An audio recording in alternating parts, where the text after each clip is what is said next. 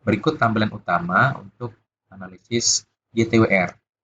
Nah, analisis GTWR sendiri, dia melibatkan unsur spasial dan waktu atau temporal.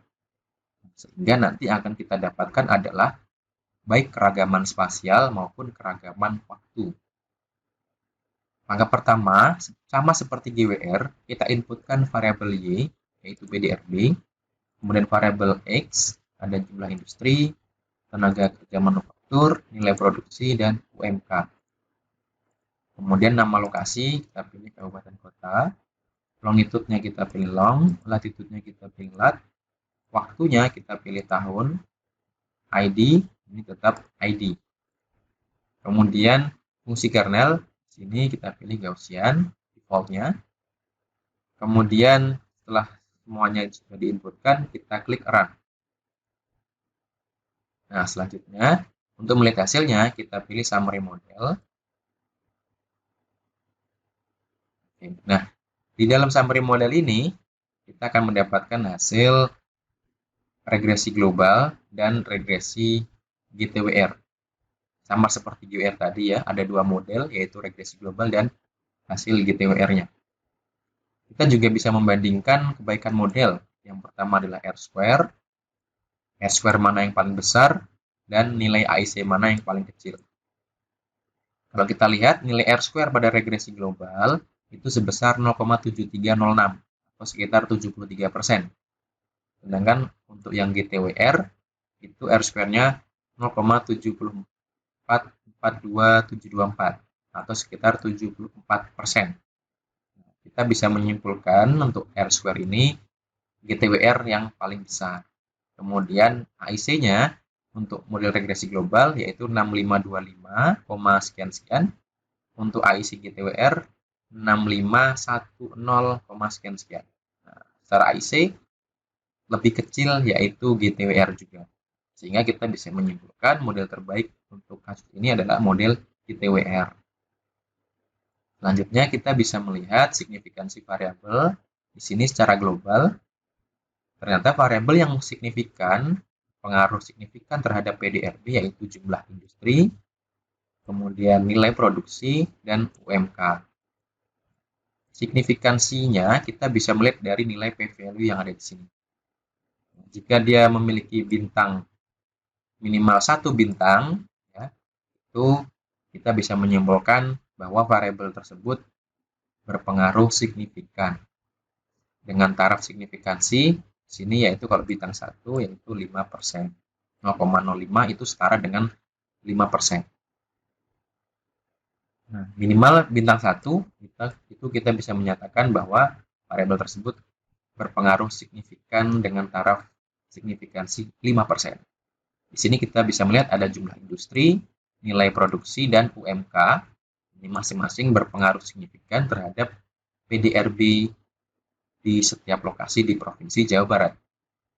Selanjutnya, kita bisa melihat pendugaan parameter dengan klik tab penduga parameter. Sama seperti GWR tadi, di sini kita bisa melihat besarnya koefisien di setiap lokasi dan setiap tahun. Nah, karena ini GTWR yang melibatkan keragaman lokasi dan waktu, maka nilai dari setiap pendugaan parameter ini akan berbeda-beda baik di setiap lokasi maupun di setiap waktu. Selanjutnya, kita bisa melihat pemetaan signifikansi parameter untuk melihat variabel mana yang berpengaruh signifikan di setiap lokasi. Nah, selanjutnya yaitu pemetaan signifikansi parameter. Di sini kita bisa memilih variabel independen. Misalkan di sini kita pilih nilai produksi. Nah, kita bisa melihat hasil signifikansi dari setiap variabel. Ya, di sini mulai dari tahun 2014, variabel nilai produksi di tahun 2014 sampai nilai produksi di tahun 2020. Ya, tergantung dari data yang kita punya tadi. Sini kita tahunnya dari 2014 sampai 2020. Kemudian yang warna biru ini adalah berpengaruh signifikan, merah itu tidak signifikan. Di sini kita bisa melihat untuk variabel nilai produksi dari tahun 2014 sampai 2018 itu di semua lokasi kabupaten kota di Provinsi Jawa Barat itu berpengaruh signifikan. Sedangkan dimulai tahun 2019 ada beberapa variabel yang tidak signifikan pengaruhnya. Contohnya di sini adalah kita bisa klik di sini, kursor kita bisa arahkan ke salah satu lokasi. Di sini untuk wilayah Sukabumi ternyata nilai produksi itu tidak berpengaruh signifikan terhadap PDRB di tahun 2019. Selanjutnya di tahun 2020 ternyata kita menemukan hanya ada satu variabel yang berpengaruh signifikan. Nah, ini kita bisa melihat variabel mana yang berpengaruh signifikan. Nah, selanjutnya kita pilih pemetaan koefisien. Kemudian di sini kita pilih misalkan nilai produksi ya, sama seperti yang pemetaan signifikansi tadi. Nah, di sini kita bisa melihat besarnya pengaruh nilai produksi terhadap PDRB. Nah, semakin gelap warnanya itu menandakan bahwa semakin besar pengaruhnya terhadap nilai PDRB di lokasi tersebut. Nah, di sini kita bisa melihat sebaran besarnya pengaruh nilai produksi dari tahun 2014 sampai 2020 di setiap lokasi di kabupaten kota provinsi Jawa Barat. Kita bisa melihat di sini bahwa setiap kenaikan tahun itu besarnya pengaruh nilai produksi terhadap PDRB itu semakin menurun. Kita bisa melihat warnanya semakin terang ya. Apalagi di tahun 2020 itu hampir semua lokasi memiliki pengaruh yang merata, yaitu kecil. Nah, dengan dicirikannya adalah warna terang di semua lokasi.